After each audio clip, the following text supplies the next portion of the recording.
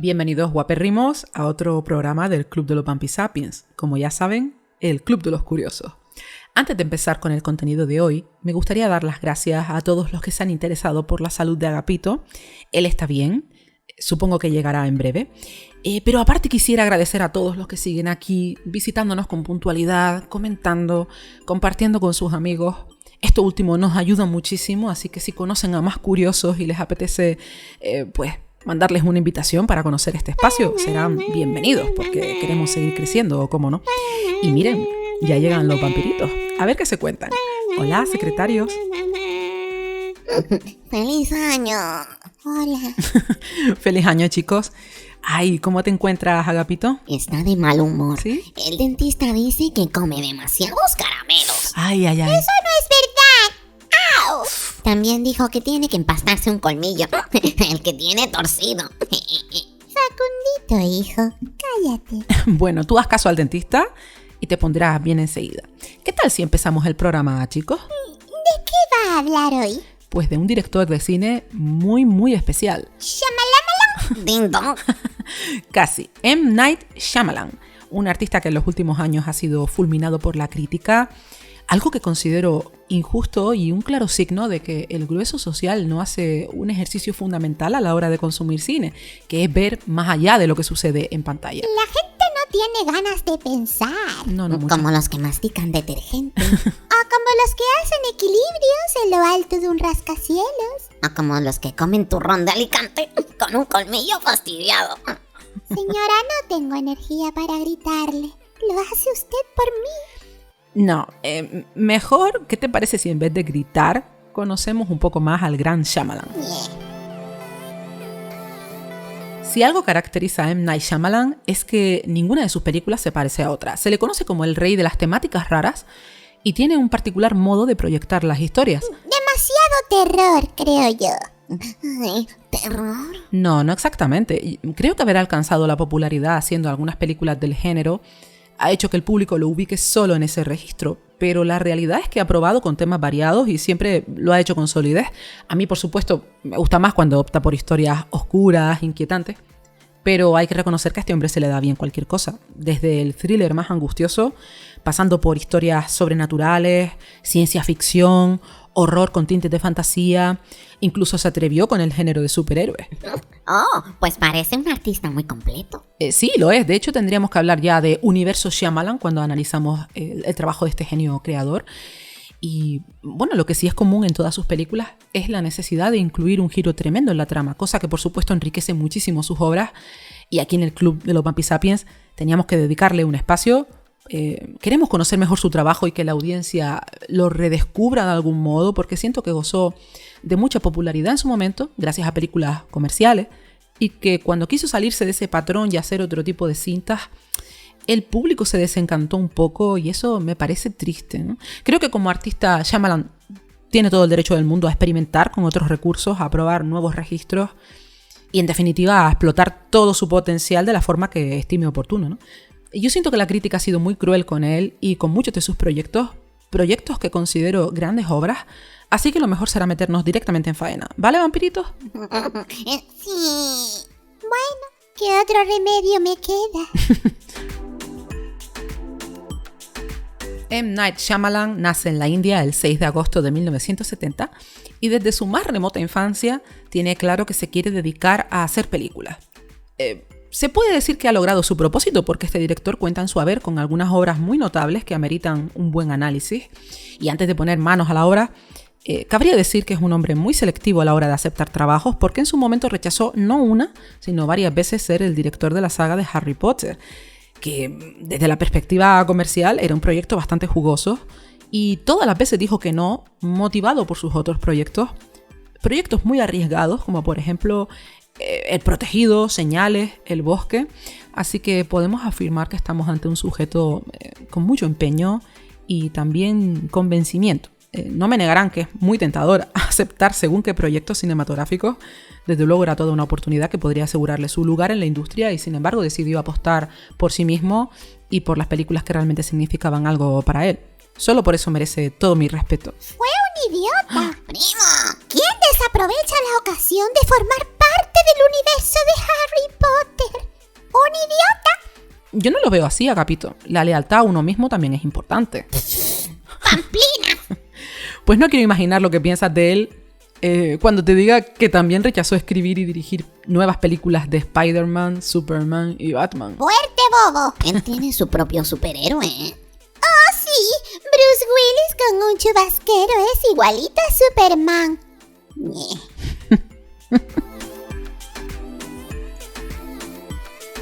Comenzamos con una de sus películas menos conocidas, Praying with Anger. Y digo que es poco conocida porque literalmente fue proyectada en 2 festivales, en Toronto y Nueva York. Y ya. Se puso a la venta, pero la compró muy poca gente.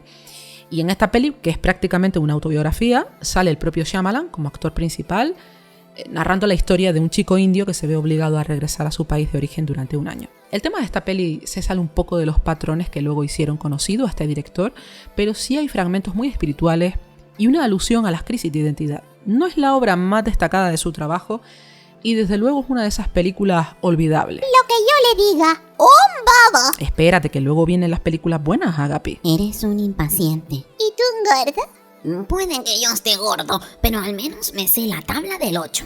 ¿Cómo te atreves? Señor.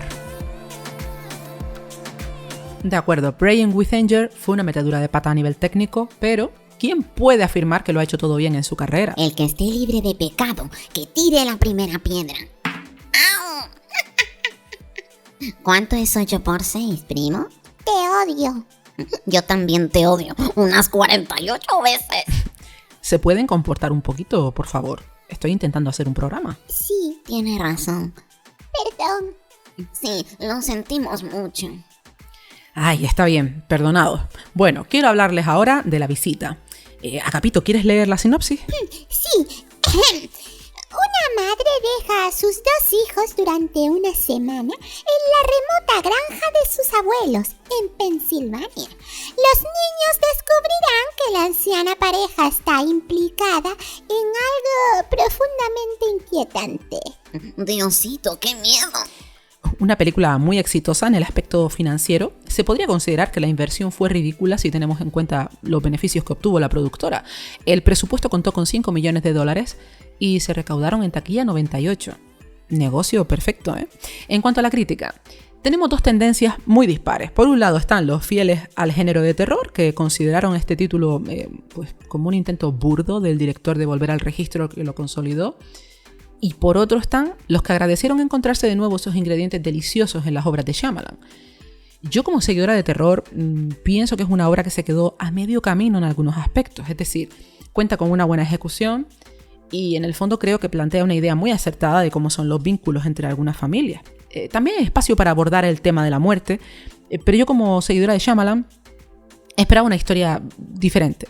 Si hay algo que me gusta de su cine es que te ofrece obras únicas, y con la visita yo sentí que estaba viendo otra película de terror, una buena, eso sí, porque es siniestra, a ratos claustrofóbica, te genera mucha inquietud, que es lo que buscas principalmente cuando consumes este tipo de cine, pero no podemos considerarla una obra notable en la filmografía de este director. De hecho, me atrevería a decir que no contaba con los elementos suficientes para que pasara siquiera su filtro.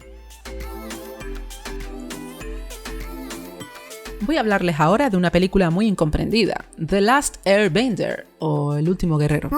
¿Leo yo la sinopsis? Venga, va. El planeta está dominado por la Nación del Fuego. Las llamas arrasan el mundo entero y declaran la guerra a las naciones vecinas, el aire, el agua y la tierra. Las tribus de estos lugares solo tienen 2 opciones, rendirse por completo o morir. Es el único. ¿Por qué tu sinopsis tiene más texto que la mía? Primo, deja que termine de leer. ¡Dame eso! Es el único capaz de dominar los 4 elementos y es el elegido para acabar con el conflicto. Junto con Katara, que domina el agua, y su hermano Sokka, intentarán poner fin a esta masacre. Pero por el camino se encontrarán con serias dificultades que tendrán que superar. La próxima la leo yo. ¡Vocaliza! Agapito, vamos a respetar los turnos, ¿vale? Ay, sí. Gracias, señora. Pelota. Creo que la gente se quedó muy en la superficie con esta obra y por lo mismo de siempre, porque esperaban otro protegido o quizá otra historia oscura en la línea de Shyamalan. A mí me parece que es una obra súper entretenida, con unos efectos brillantes, y aunque lo de la recaudación en taquilla nunca me ha parecido un signo real de que una película sea buena o mala, pienso que en este caso en particular sí fue una propaganda muy perjudicial, ¿no? Me gustó mucho cómo se mezcla la acción con el estilo personal de Shyamalan en esta peli. Hay un uso muy inteligente de la cámara y aparte el argumento me pareció estupendo. De verdad que no entiendo por qué esta obra ha sido tan repudiada y mal vista por la crítica. Turno de una película muy controvertida, After Earth. Venga chicos, ¿quién lee? ¡Voy! ¿Me dejas? ¿Cómo no, primo? Pero la próxima me toca a mí, ¿eh? ¡Que sí, pesado! Un aterrizaje de emergencia deja al joven Kitai y a su padre Cypher atrapados en el planeta Tierra 1000 años después de que una serie de catastróficos eventos obligaran a la humanidad a escapar.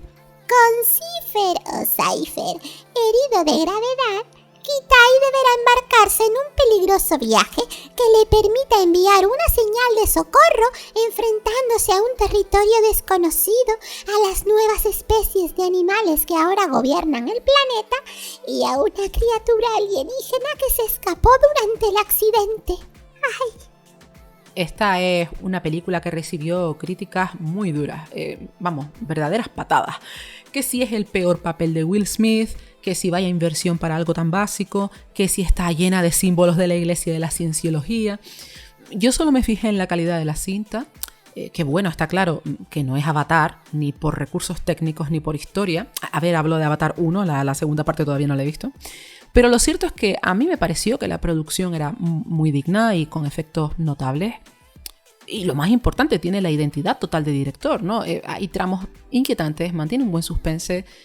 No diría que es la mejor película de Shyamalan, pero tampoco la catalogaría de fracaso, ni mucho menos. Continuamos con uno de los filmes más esperados de Shyamalan, La joven del agua. Yo recuerdo que se hablaba muchísimo de esta película antes de su estreno. Se creó enorme expectación alrededor de ella y siento que fue porque veníamos de consumir un cine muy específico de Shyamalan. Pero, bueno, primero lee, Facundito, si no te importa la sinopsis, y luego les cuento.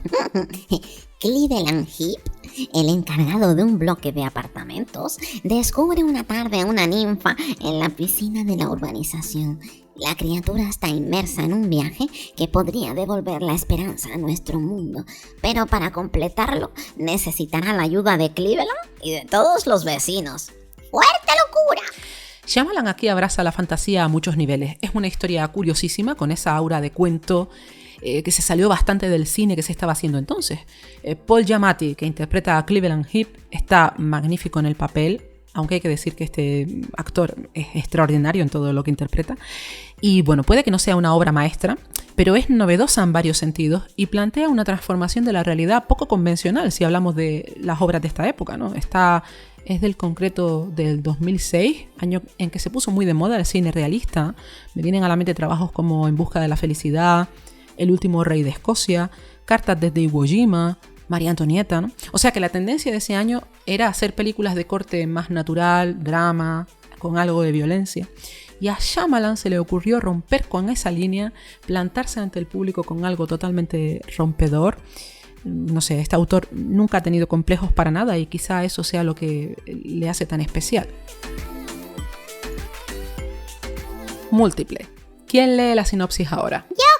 A pesar de que Kevin le ha demostrado a su psiquiatra de confianza que posee 23 personalidades diferentes, aún queda una misteriosa por emerger, decidida a dominar a todas las demás.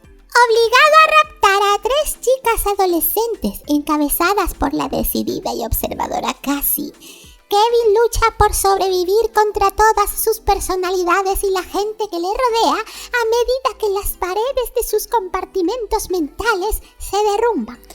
Múltiple, o en su título original Split, es un peliculón. Y no solo por el nivel de los actores, James McAvoy y Anna Taylor-Joy están impresionantes en sus papeles.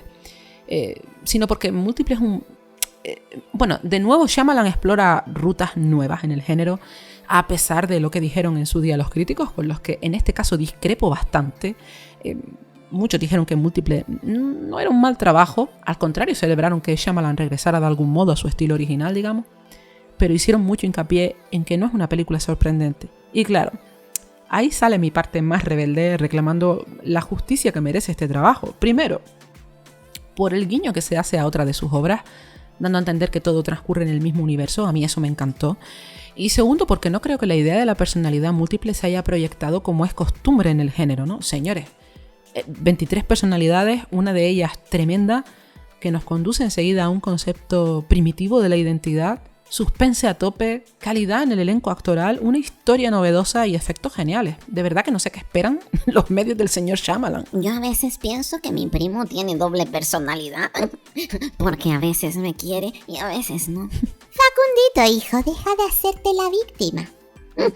Víctima, víctima, víctima, víctima, víctima. The Happening, o El Incidente, como se conoció en España. Venga, Facundito, tu turno de lectura. Bien. En unos minutos, en las principales ciudades de Estados Unidos, se producen unas extrañas y escalofriantes muertes que escapan a toda explicación. Elliot Moore, un profesor de ciencias de Filadelfia, intentando eludir este misterioso y letal fenómeno, se dirige a Pensilvania con su mujer, su amigo Julian y la hija de este. Sin embargo, pronto queda de manifiesto que ningún lugar es seguro. Pero de repente, Elliot empieza a vislumbrar la verdadera naturaleza de lo que está ocurriendo. Suena muy... ¿Barato? Iba a decir angustioso. ¿Por qué dices que suena barato, Agapito? Lo leí en la prensa. Esta es una película muy mal valorada por los críticos. Cierto, se llegó a decir que esta era una película insuficiente y muy por debajo del nivel habitual de Shyamalan, y eso no es cierto. A mí me pareció una historia muy sólida que maneja de nuevo la inquietud en el espectador, plantea una situación terrorífica. Creo que su intención va mucho más allá de generar tensión o simple miedo en el público y que deja a uno bastante tocado en cuanto a reflexionar se refieren. Me atrevería a decir que hay una crítica social soterrada que además es la que se encarga de crear esa atmósfera densa y opresiva. Se la acusa de tener un final muy básico, incluso flojito, y siento que quienes dicen esto no han entendido la peli. Así que quizás sea bueno que la vean de nuevo, si son de los que piensan esto, porque es posible que lleguen a otras conclusiones si hacen el ejercicio de verla una segunda vez. ¿Qué tal si hablamos de tiempo? Parece que se aproximan fuertes precipitaciones por el noroeste. ¡Chubascos! No me refería al tiempo que hace Agapito, sino a la película de Shyamalan llamada así, Tiempo. Oh, de este tostón hablamos en unas recomendaciones del programa. Yo no me acuerdo. Tú no estabas. Era una época feliz. Eso me ha dolido en el alma, primo. Tranquilo, con el tiempo lo superarás. Déjame decirte, Facundito, que yo sí me alegro de que estés con nosotros. Ay, gracias. A ver, en realidad me alegra contar con los dos, ¿vale? Ñe. ¿Quieres leer la sinopsis de Tiempo, Agapito? Sí. Una familia pone rumbo a una remota y paradisíaca playa para pasar un día de vacaciones. El lugar se encuentra en un recóndito paraje y esconde algo que está a punto de cambiarle la vida a todos y cada uno de los presentes. A medida que pasan las horas, cada uno de ellos irá envejeciendo más y más, hasta el punto de que su vida se verá reducida a ese día. Así de pronto puede parecer una trama apurada, pero lo cierto es que no se trata de algo sencillo precisamente. Shyamalan hace esta peli con dos objetivos fundamentales. El primero es hacernos reflexionar acerca de cómo desperdiciamos la vida, de lo mal que invertimos el tiempo, de cómo asumimos todas las etapas vitales, desde la infancia, con la pérdida de la inocencia como elemento definitorio, hasta la vejez y la muerte, ¿no? Por supuesto. También de cómo las ridiculeces han ido convirtiéndose en prioridades absolutas, abandonando las verdaderas cuestiones importantes. Eso por un lado. El otro objetivo de la cinta es la propuesta de un debate que no es una novedad en el cine, pero que a mí me pareció fascinante en este título concreto, porque tiene que ver con el avance de la ciencia y hasta dónde debemos llegar con ella. Pero se hace de tal forma que te deja totalmente fuera de juego.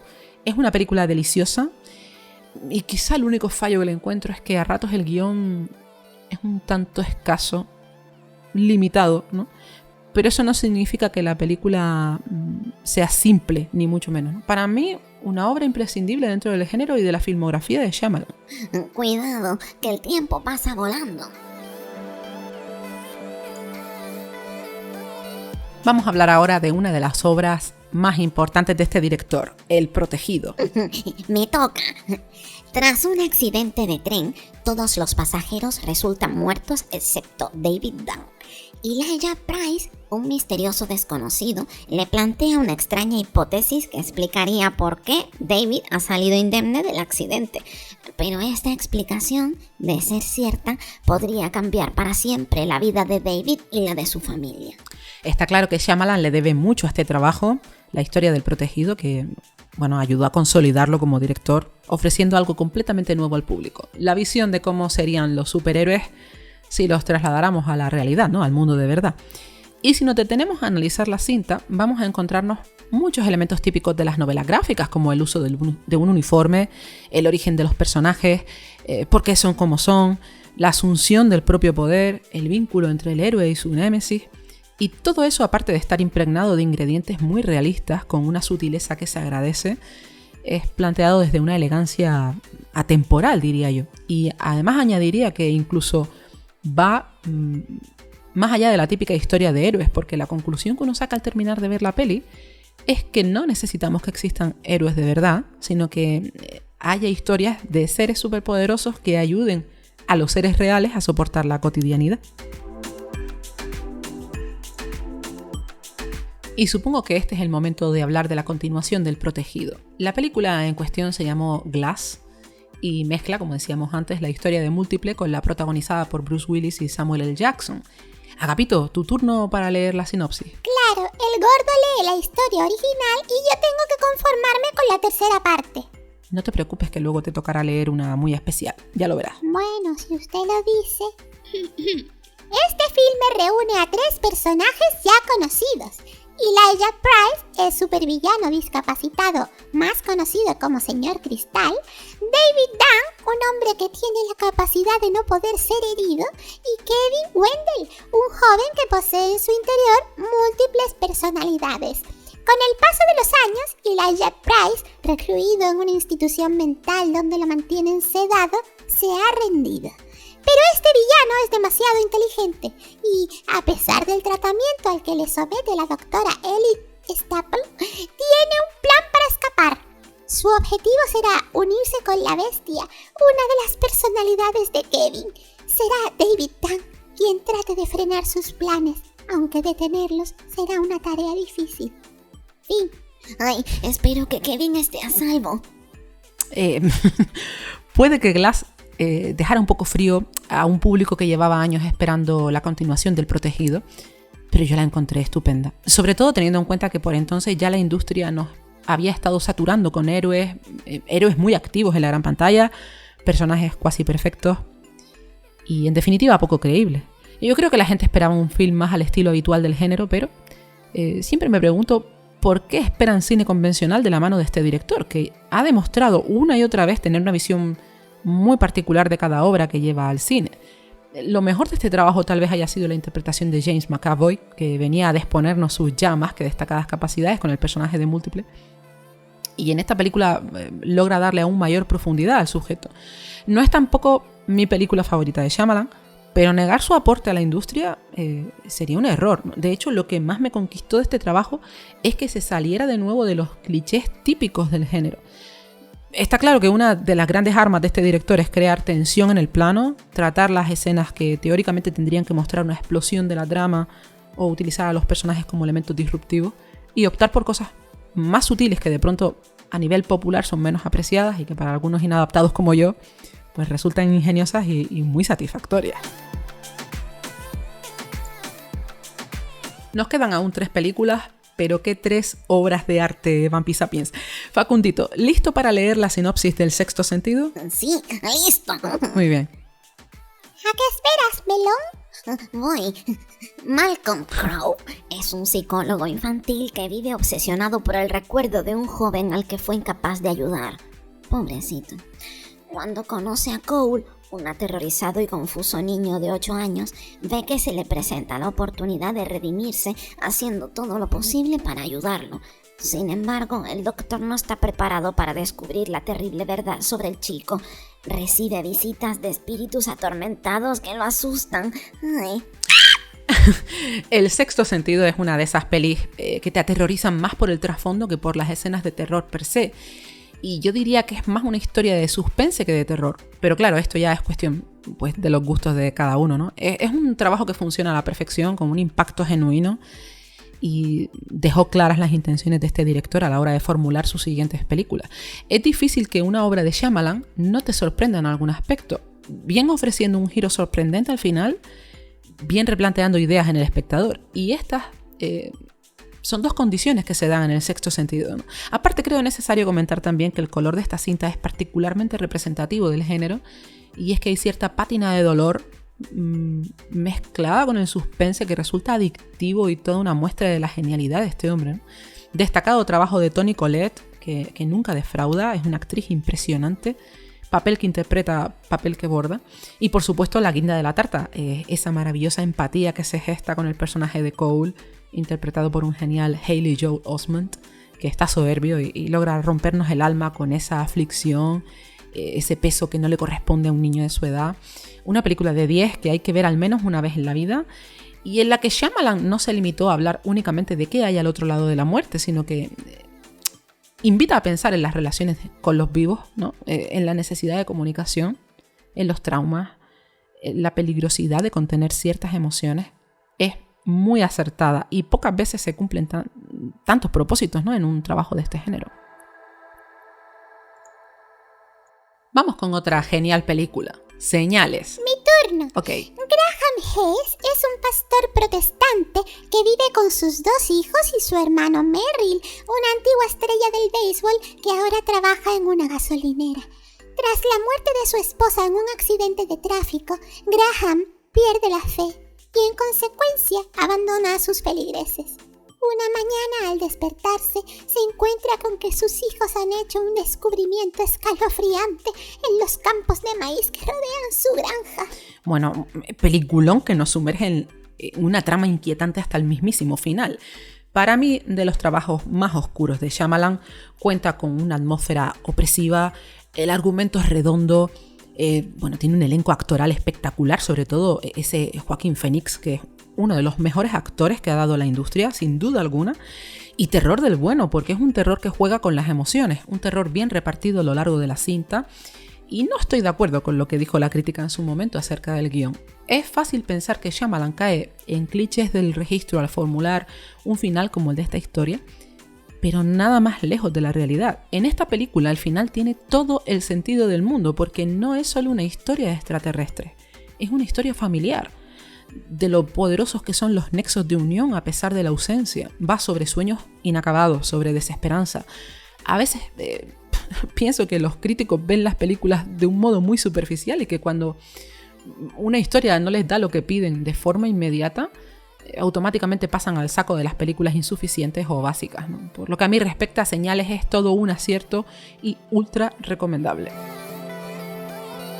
Y terminamos con la que bajo mi parecer es la mejor obra de Shyamalan, El Bosque.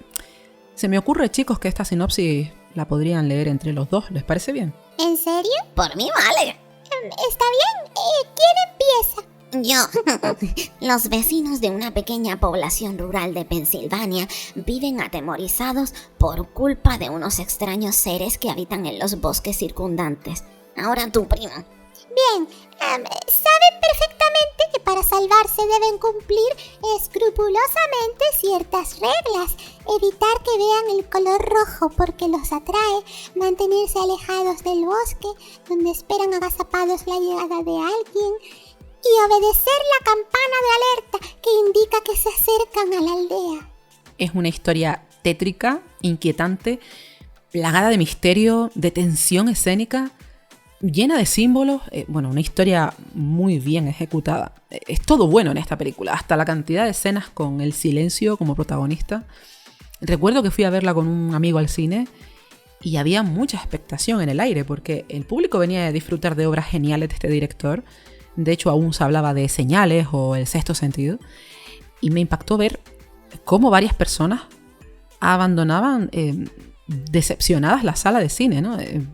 Yo no podía entenderlo porque estaba disfrutando como una enana de esta joya. Y sigo sin comprender cómo pudo tener tan mala crítica. Me encantó el uso del color, que se alejaba bastante de sus otros trabajos, con el rojo como elemento crucial en la historia. Luego todo ese entorno vegetal, el modo en que se tratan los habitantes de esta aldea, hay mucha ingenuidad, hay valores entre ellos. Casi se respira una fraternidad muy emocionante, también extraña, todo se ha dicho, pero el concepto es sublime, porque cuando uno llega al final que no voy a desvelar, todo cobra un sentido extraordinario, ¿no? El control de la masa como concepto es el gran tema de esta película. Y otra cosa a destacar, los actores. Tenemos a Bryce Dallas Howard dándolo todo en ese papel. Hace tan bien de ciega que uno se olvida del hecho de que en realidad ve perfectamente. Una actriz divina. Shyamalan repite con el increíble Joaquin Phoenix, que como siempre borda el papel.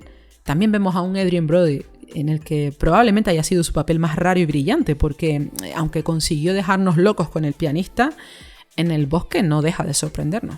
¿Quién más? Bueno, están Sigourney Weaver, Judy Greer, en fin, todos geniales. De verdad que el responsable de hacer el casting se puede sentir más que satisfecho. No puedo decir mucho sin destripar la historia, pero no quiero acabar el programa sin describirla como merece, ¿no? Y la palabra que se me ocurre ahora mismo es gloriosa. El bosque, una joya discriminada y poco entendida por el público. Con lo bonitos que son los bosques. Soy un gnomo y aquí en el bosque soy feliz. Bajo un árbol vivo yo, junto a su raíz.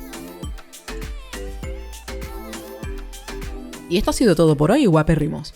Shyamalan merece estar en el podio de los genios, no solo por sus ideas tan innovadoras, sino porque es uno de esos directores arriesgados que no se deja llevar por las tendencias de un sector cada vez más sometido a constructos sociales que limitan muchísimo el arte en realidad. Y yo pienso que el cine está para hablar de cosas que no te escriben como especie y por lo tanto debe transmitir lo que nos convierte en seres nobles y auténticos y retratar aspectos que por desgracia también forman parte de nosotros, como la violencia y tantas otras cosas que no nos gustan pero que están ahí.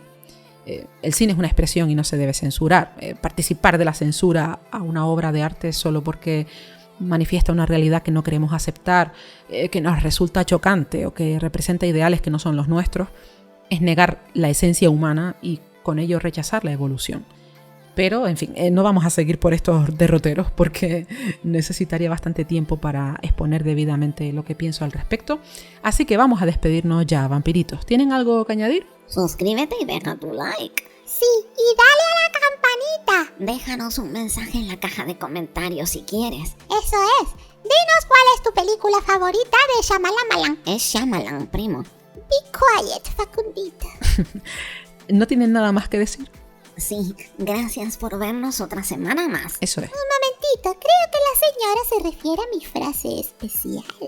Bueno, si es absolutamente necesario. ¿Y lo es? Virginia Woolf dijo muy sabiamente: no se puede encontrar la paz evitando la caca. Hasta la próxima, Vampisapiens. Adiós, guarrépimos. Hasta luego.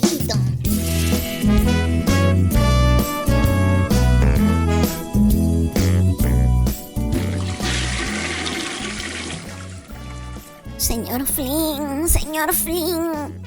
¿Qué pasa, Facundito? No funciona la tele. ¡Qué horror! Te dije que no te acercaras a la pantalla. ¡Tu fealdad la ha estropeado! ¡Ay, no! Lo siento mucho. Siento ser tan feo. Agapito, no seas tan malo, hombre. A ver, ¿cuál es el problema? Le doy al botoncito y no enciende. Es la maldición de mi fealdad. Sí, y lo peor es que para eso no hay remedio. Oye, Agapito, ¿no crees que te estás pasando? ¿Yo? Pero si el muy animal ha roto la tele. ¿Has comprobado que está enchufada? Sí, el cable está en su sitio. No entiendo qué ha podido pasar. No os preocupéis, le echaré un vistazo. Ay, ¿y si no logra arreglarla, señor Flynn? Ya pensaremos qué hacer entonces. Pero por ahora no tiene sentido ponerse nerviosos. ¿Y a qué jugamos ahora? Con las ganas que tenía de echar una partida al juego de carreras de los teleñecos. Es verdad. Yo quería ser Gonzo. Te pega más el personaje de Peggy, por gordito. Agapito, Sí, de acuerdo. Perdona, Facun. ¿Podemos jugar al Monopoly? Le faltan los billetes de 100. Pues al Cluedo. Perdimos todas las armas. Ya sé, ¿quién es quién? Misteriosamente han desaparecido todos los personajes pelirrojos. menudo desastre de casa. Eres un pierde todo, Facundito. ¿Qué dices? Si fuiste tú el que se enfadó por perder y lanzó todo por la ventana. Ay, señor. ¿Sigues ahí, Vampi Sapiens? Suscríbete y dale a la campanita. El poder de Agapito te obliga.